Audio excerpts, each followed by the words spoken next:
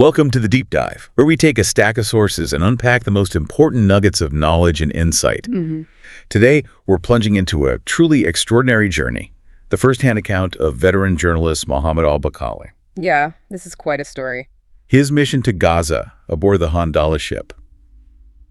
Well, it turned into an unexpected test of resolve and, really, principles. That's right. We'll be looking at the deeply human side of what was a very high-stakes humanitarian endeavor, exploring how individuals prepare themselves for the unknown and, what happens when deeply held beliefs meet overwhelming force at sea. It's a compelling narrative.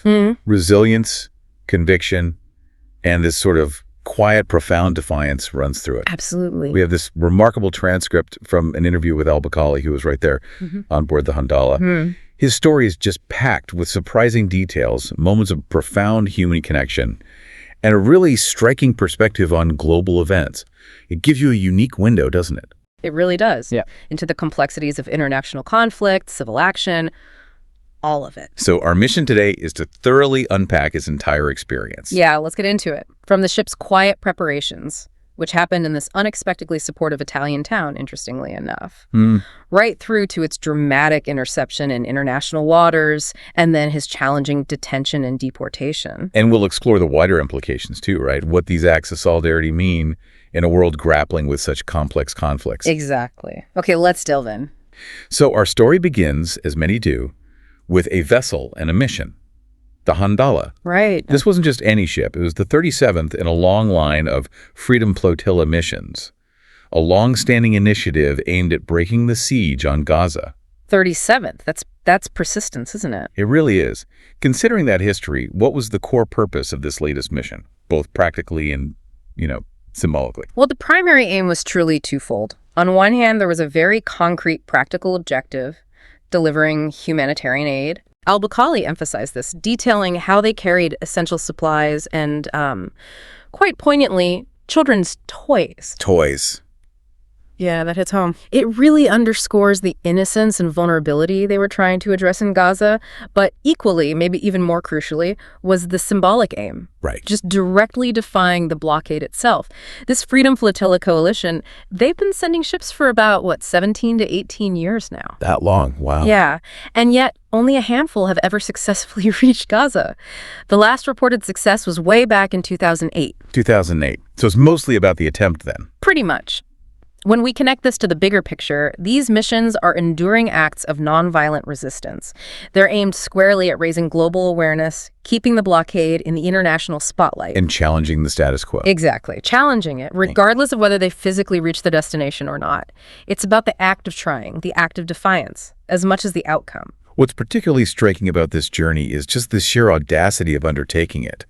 Knowing the immense risks, Al-Baqali shared that participants actually had to sign waivers, explicitly stating the organizers guaranteed no one's safety, life, or possessions. Yeah, he said it was written white on black. No ambiguity. What kind of commitment does that require? It's not a casual gesture, is it? It speaks volumes, doesn't it? It highlights that everyone on board understood the stakes in the clearest terms possible. Being new. They consciously headed into an extremely volatile situation, accepting extreme personal risk. Maybe even the remote possibility of death, though he said they tried to downplay that probability during prep. They downplayed it. Well,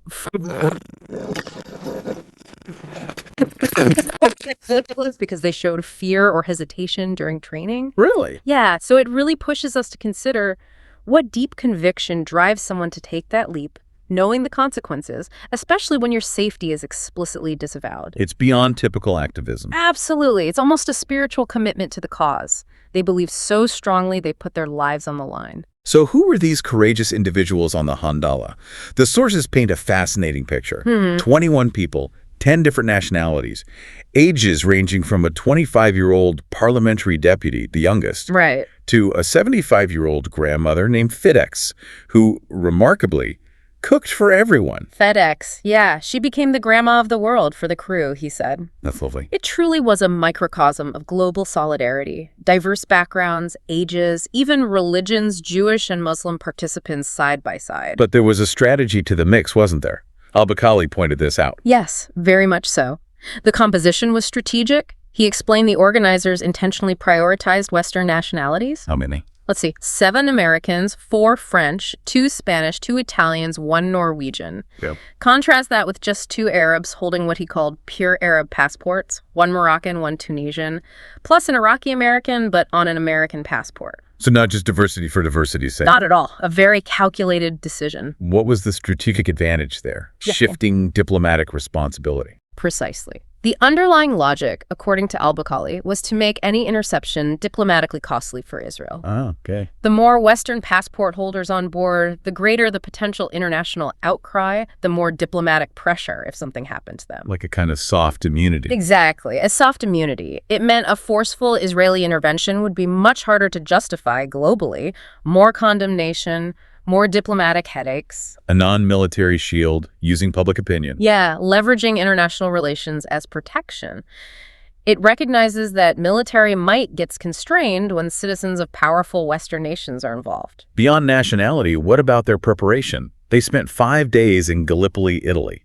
That sounds like more than just waiting around. Oh, absolutely crucial. That time in Gallipoli was like an intensive boot camp. Not just practicalities, but deep psychological prep and safety training. What kind of training? They meticulously practiced safety protocols, putting on life jackets quickly, where to gather on deck, the importance of linking arms, always raising hands. All designed to signal non-aggression. Exactly, to convey non-aggression to the Israeli military.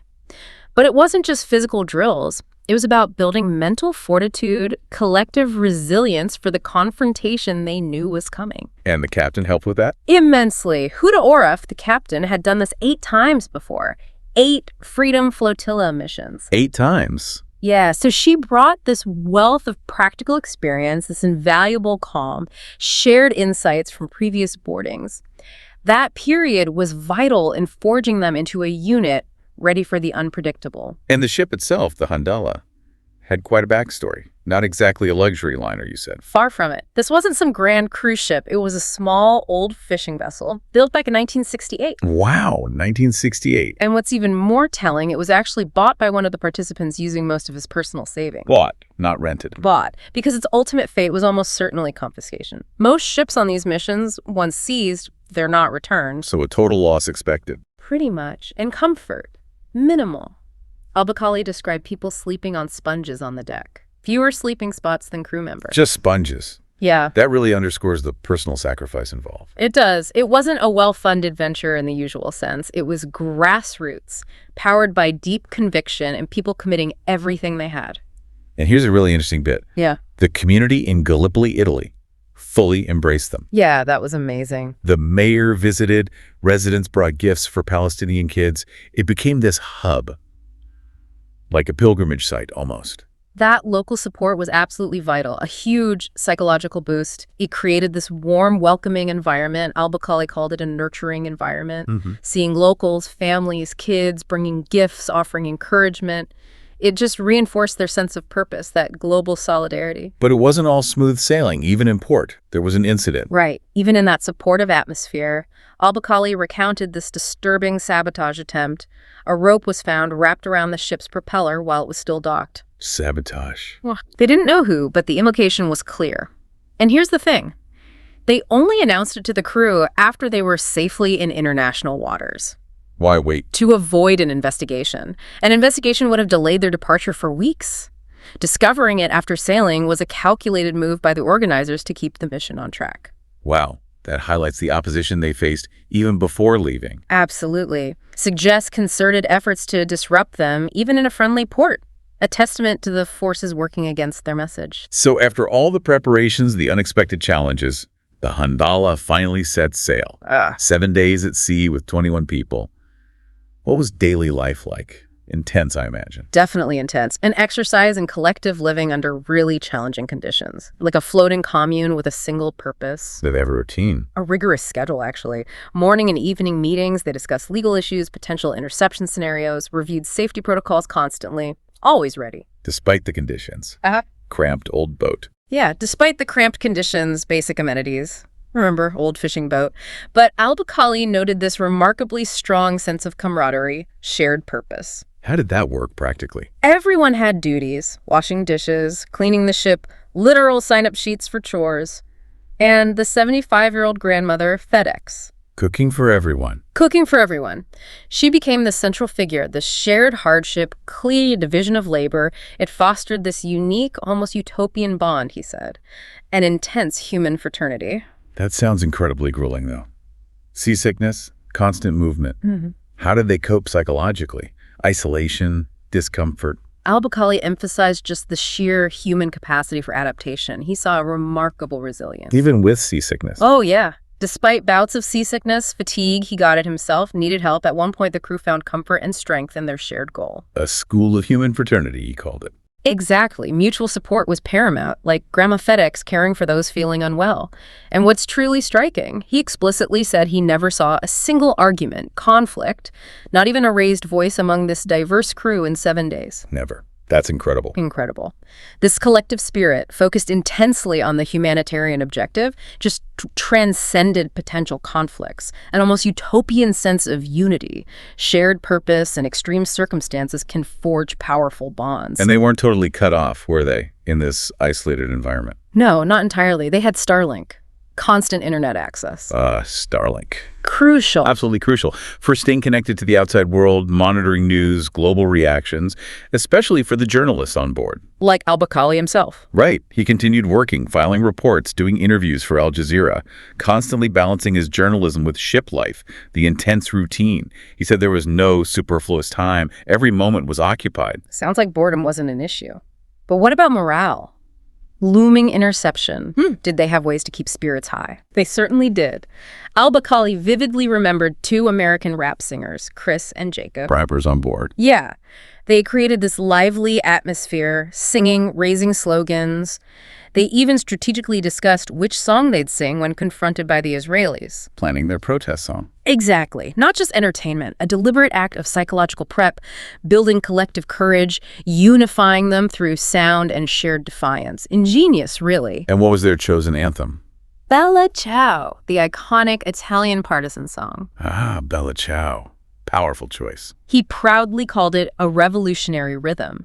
They collectively agreed to sing that, emphasizing unity, defiance. They tried an Arabic song, Una Dikum, but Bella Ciao was more universally known for the multinational crew. So that shared cultural act, steeped in resistance history, became a critical element in their psychological prep for the confrontation, their symbolic shield and declaration. After 7 days, nearing the critical point, what signs told them the inevitable confrontation was close? They were meticulously prepared, knew the patterns from previous flotillas. They expected interception around 100 nautical miles before Gaza's territorial water. Often at night, right, to avoid scrutiny. Usually, yeah, to avoid media attention. Although the Hanthala was approached during the day, they knew as soon as they hit that 100-mile mark, it was imminent. So not a surprise, an expected part of the journey. Exactly. Their training prepared them for this specific moment.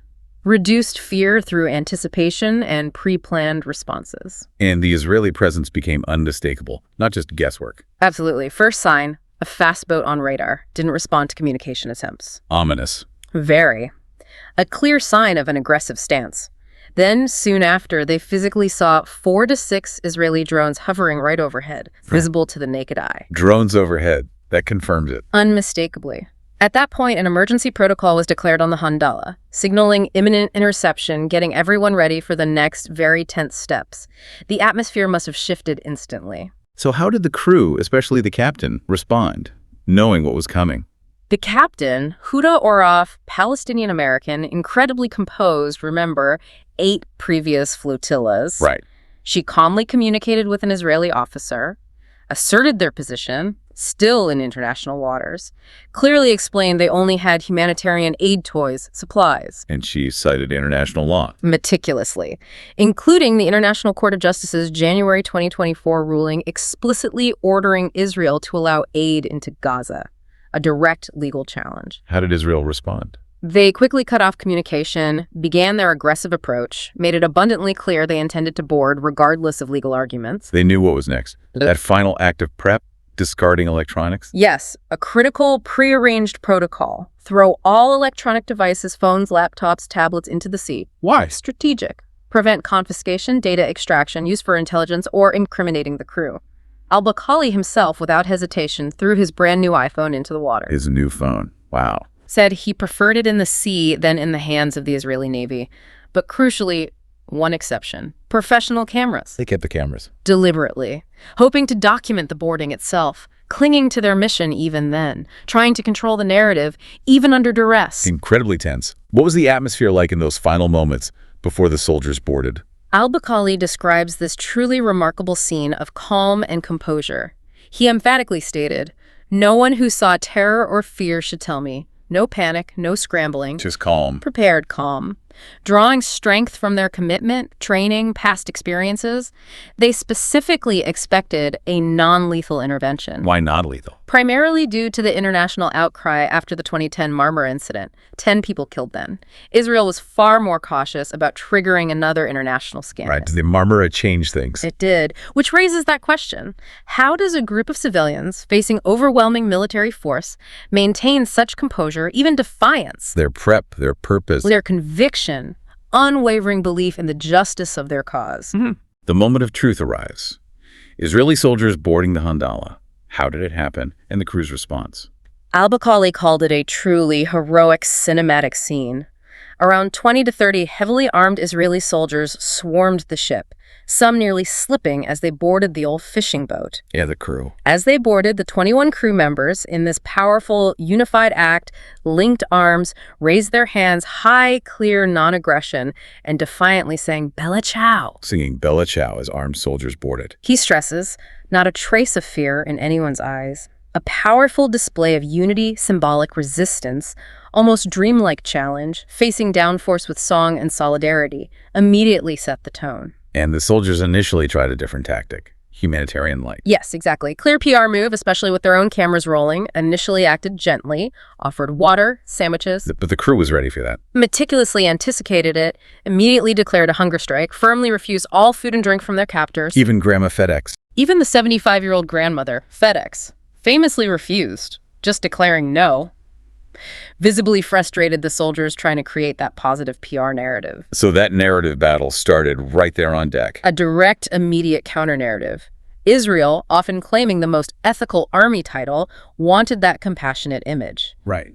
By refusing aid, the activists denied them that easy PR win, emphasized their status as captives, not grateful recipients. They actively disrupted Israel's PR strategy. A powerful statement of non-cooperation. Absolutely.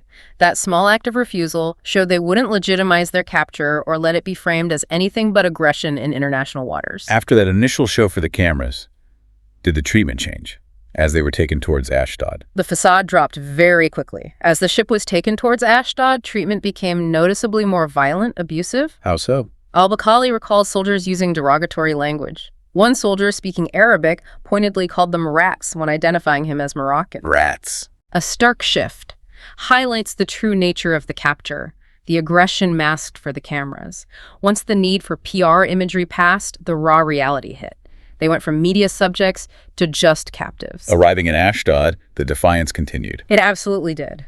As they disembarked, led into Israeli custody, the crew immediately started chanting, "Free, free Palestine," and "Hanthala, Hanthala." Still chanting. Must have irritated their captor. Further irritated them, yes. Al-Baqali even remembers Chris, the American rapper. What did he do? Directly confronted a female soldier, boldly reminded her that he, as an American taxpayer, contributed to her salary. That's incredibly bold. Consequences. Immediately roughed up by soldiers, though not in front of the others, showed the direct physical consequences of defiance, but also their unwavering commitment. What happened once they were officially off the ship? Interrogations. Taken to a large hall called 1 by 1 for interrogation. Here, the Israelis launched this concentrated campaign of psychological intimidation. Trying to break them. Threatening long imprisonments, trying to coerce confessions or statements, legitimizing the capture. But Al-Baqali recounted how people like Robert, The Australian activist with the tattoos. the walking museum of Palestine, Al-Baqali called him, and Sergio, the Spanish veteran, they remained defiantly strong, even taunted their interrogators about past missions. Sergio had been there recently. Just a month prior, for another protest. Surprised the officers with how often he returned, highlighting his consistent challenge, his lack of intimidation. Did Al-Baqali comply with demands? Signing documents? No, explicitly refused to sign anything, stating they violated a military zone.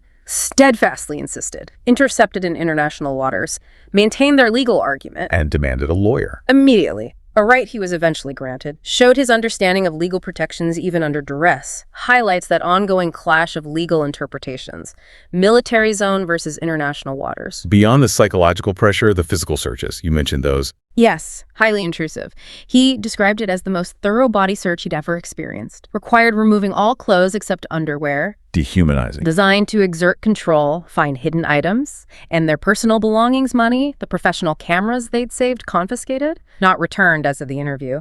Total loss, total control by captors. After interrogations, a night in an Israeli prison cell. What were the conditions like? His perception. Stark, but nuanced. Cell itself. Dirty. Cameras everywhere, even bathrooms. Constant bright lighting. Yet. Yeah. He said it felt like a relief compared to the transport vehicles. Oh, like how? The transfer vehicles were cramped, windowless, armored, so small, dark you couldn't see out, incredibly disorienting, uncomfortable, sheer exhaustion, sleep deprivation, psychological pressure. The basic confinement of the cell was almost a form of liberation. Wow. A static, uncomfortable reprieve. Exactly. Shows how quickly your baseline for comfort shifts under duress. So the main fear wasn't the cell's discomfort, but something bigger. Precisely. Primary concern. Prolonged detention, serious fabricated charges like aiding a terrorist organization. Which could mean Months, years of imprisonment, lengthy, costly trials in what they saw as hostile, biased Israeli justice system. They had zero desire to engage with that system. didn't want to legitimize it or get entangled. Exactly. Goal was make their point, return home, not fight a protracted legal battle inside Israel. Given that daunting prospect, their decision about their legal situation. Strategic and united. Unanimously decided. Accept immediate deportation rather than challenge charges in court. A calculated choice. Very. Avoid the unpredictable military court, severe penalties, prolonged detention. Al-Baqali signed the deportation document within 72 hours, waiving appeal rights.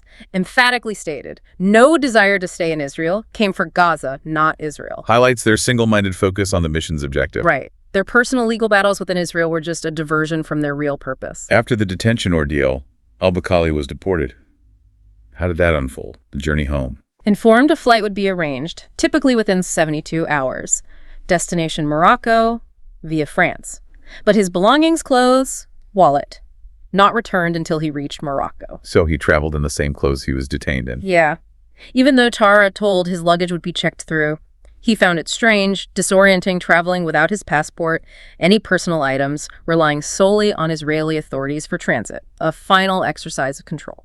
Any diplomatic support during deportation? Yes. Notable and exceptional support from the Moroccan consulate. Really? He expressed deep gratitude for the head of mission, Mr. Abderrahim Biod, and consul Mrs. Khadija, said they were remarkably active compared to other consulates. How so? Physically present at the detention center in Ashdod, facilitated a crucial phone call with his mother, deeply appreciated.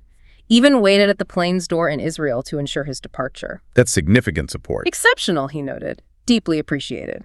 Contrasted sharply with minimal presence from other diplomats. Showed clear commitment from his government. Fascinating clarification about a supposed pledge.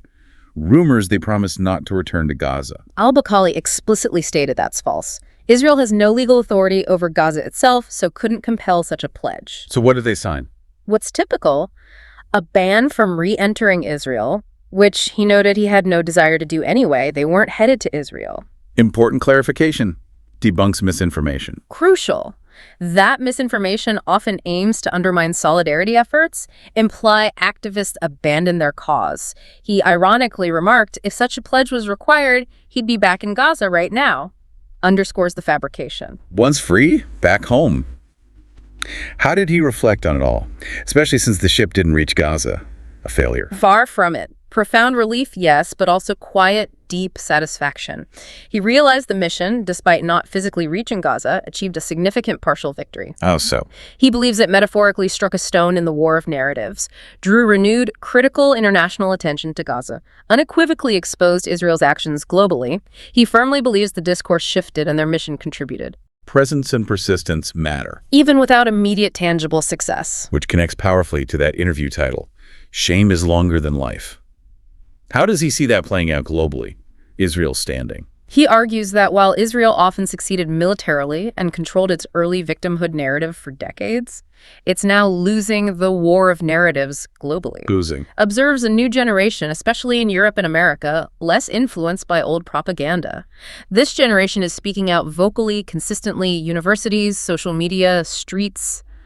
A shifting global conscience. Suggests a profound shift. Israel's actions viewed more critically, despite the tragic cost for Palestinians. Even if immediate military goals are met, the moral stain, the shame remains. Long-term consequences for a nation's standing. That brings us to effectiveness. Yeah. The critique. What did you accomplish? Didn't deliver aid, didn't save children. How did he respond? With a multifaceted, deeply philosophical answer. First, a core principle. You are responsible for the act within the limits of your capabilities. Their capability was to go, not necessarily reach. Exactly. Second, this powerful paradox. If they succeeded, they broke the siege. If not, they besieged the siege. Besieged the siege, meaning... Meaning they put Israel and silent governments in an awkward, embarrassing, diplomatically untenable position, stressed the mission's vital role in redirecting media attention back to Gaza, and perhaps, most importantly, Sending hope. Sending a message of hope to Palestinians, reminding them they aren't forgotten. So the greater purpose of these symbolic actions. Al-Baqali firmly believes, if the mission rekindled hope in one child in Gaza, it was inherently worth it. No one claimed the ship would end the war or solve everything overnight. It was symbolic, civilian, humanitarian. Aimed at breaking the blockade, or at minimum, breaking the barrier of silence. He posits history is built on accumulating small, persistent steps, like water eventually piercing stone. Civil society shaping history. Not just states. And critically, Israel's strong, often disproportionate reaction to these flotillas, despite their civilian nature, actually proves they're effective somehow. Forces a response, disrupts the desired silence. Let's touch on that phrase, taka, before Gaza. Used in Morocco, suggesting local issues trump international solidarity. Al-Baqali reacted strongly. Describes it as misleading, unethical, and impractical. Argues it creates a false dichotomy. Implies a contradiction between supporting Gaza and addressing local needs in places like Taka, which is a region in Morocco often used symbolically for domestic priorities. He says no one argues Gaza at the expense of Taka. Exactly. Points out the Moroccan king himself stated the Palestinian cause is on par with the national cause. The slogan doesn't reflect official position or historical solidarity. He sees it as undermining global human rights. What's the danger if that slogan gains traction? For solidarity, empathy. He sees it as a cynical attempt to restrict people's fundamental right to express empathy. If no empathy for Gaza, then logically no empathy for suffering anywhere, even culturally disconnected places like China. An isolationist perspective. Narrow-minded, contradicting core human values of compassion, interconnectedness, insists the slogan, Taka before Gaza, is virtually unheard of outside Morocco. Suggests it's locally manufactured, a tool to undermine historic solidarity. Seeks to privatize human empathy.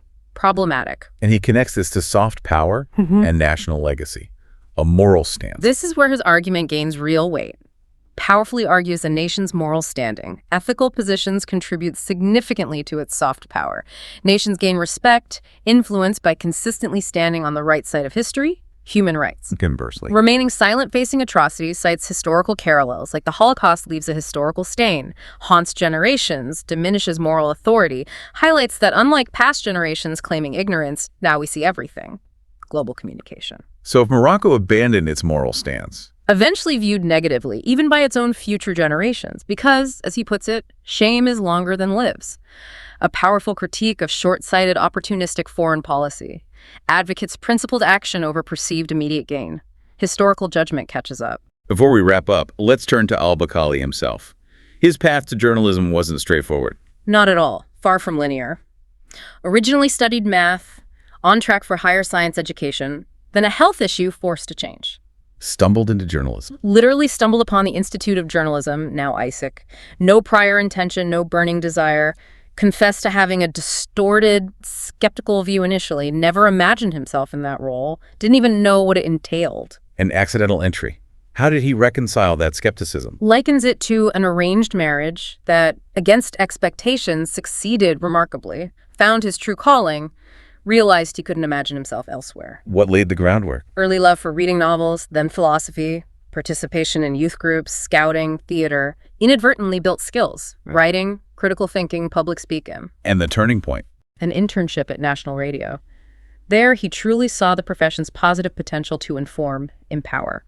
That experience made him commit fully to studies, eventually excel, became convinced of its vital importance only after experiencing its impact firsthand, skeptic to dedicated pro. He has a clear vision for journalism's role. That quote, not a Nakwafa decorating the bride, nor an enemy of power. Incredibly insightful analogy. Defines his philosophy. Balanced, ethical journalism. Professional, respectful, crucially credible to the public. The role. Convey truth, even when uncomfortable for power, but without demonization or outright opposition. Stresses good journalism serves national interests by fostering informed citizens, providing non-toxic food of information. Explicitly rejects bad journalism, biased, unethical, sensationalist that poisons generations, harms the nation. He talks about false pluralism in media, the danger. Critical observation. Outwardly many outlets, but often echo the same single voice. Pseudo-pluralism. Derivatives of the same original version, he calls it. Why dangerous? Stifles genuine debate. Marginalizes diverse, dissenting opinions. Pushes those voices to unregulated, potentially extreme online platforms. Makes constructive dialogue impossible. Fragments public discourse. Creates echo chambers, not public squares. So the ideal he advocates for. True media pluralism. A vibrant ecosystem. Journalists express diverse views, even critical of policies, officials within bounds of national consensus on core issues, territorial integrity, identity.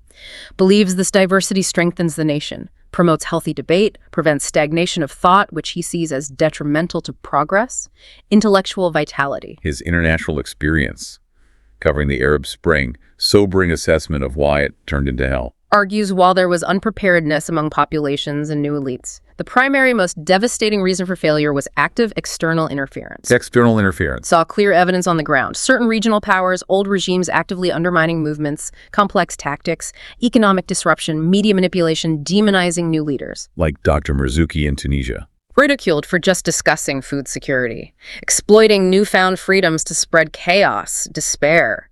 Led to collective disillusionment. Widespread preference for stagnation and authoritarianism over uncertain change. Tragic outcome. Finally, his deeply personal sentiment, desire to return to Morocco. A dream that will come true, even if postponed.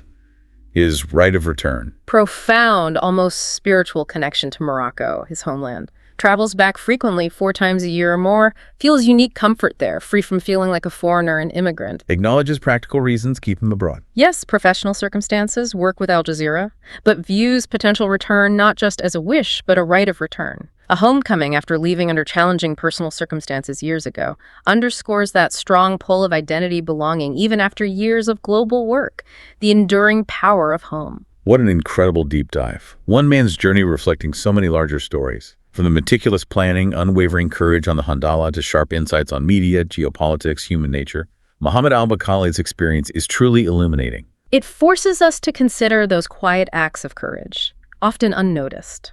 The complex battle of narratives in conflict zones, the enduring power of human solidarity across borders, beliefs, reminds us symbolic actions, even without immediate overt success, can have profound, long-lasting impacts.